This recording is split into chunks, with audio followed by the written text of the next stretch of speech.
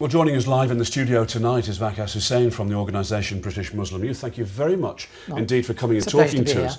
We'll talk about Dewsbury in a moment if that's okay, but to the breaking news we told people at the beginning of the programme, a family of 12 from Bradford, 9 children, believed to be trying to head for Syria. They are missing. The police are investigating tonight. What do you make of that? It's sad, to be quite honest with you, and we're seeing this as a growing trend amongst some segments of the British Muslim community. For what reasons they're going out there are unknown to most right-minded people, but it's a growing trend and it's something that we have to counter. But taking 9 children into that kind of atmosphere and situation?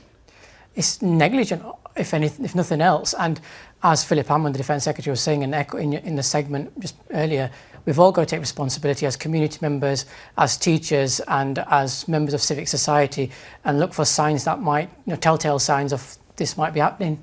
What is going on, do you think? I mean, we're seeing this situation where the whole family's gone out there, and 17-year-old Talha Asmal today, obviously we're hearing the tragic news of his death. Why is it happening? I mean, I don't think there's one-size-fits-all solution to the problem.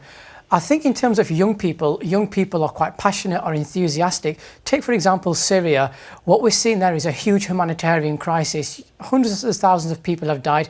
Millions have been made refugees. These young people see these horrific scenes on the television, and then they go away in dark, murky corners of the internet lie these predators, and they use those passions that the young people have to exploit them, to get them to go over there under the auspices that they're doing something positive, and when they get out there, there's something very grisly and murky waiting out there for them, which makes them do such attacks. So what do we do about this situation where they are being basically groomed online here to go there? I don't think it would be wrong to compare this to grooming as we see in child sexual exploitation cases. Yes, the purposes are very different, but some of the tools and methodology used are quite same and similar. So let's look at what we've done to tackle child sexual exploitation. I'm not saying that we've solved that, but we've made positive solutions with that. Let's look at what we've done and employ some of those tactics, those tools, some of those things that we know in relation to radicalisation as well. What measures are being taken now? I know you have been involved in some of them.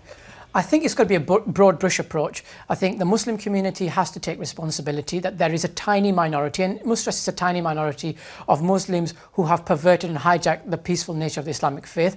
As Muslims, we've got to take responsibility in that. The government has to take some responsibility in educating young people about tolerance, about the dangers of violence and extremism. But when they do that, let's be clear, let's not stigmatise the Muslim community. Let's not make the Muslim community to be as the other or the outsider, because when we do that, it feeds into this narrative, and we've seen increase in Islamophobia, and that'll just give far-right groups succor to demonise Muslims. Okay, as you're saying, we've got to leave that there. Thank you very much indeed for joining us in the studio.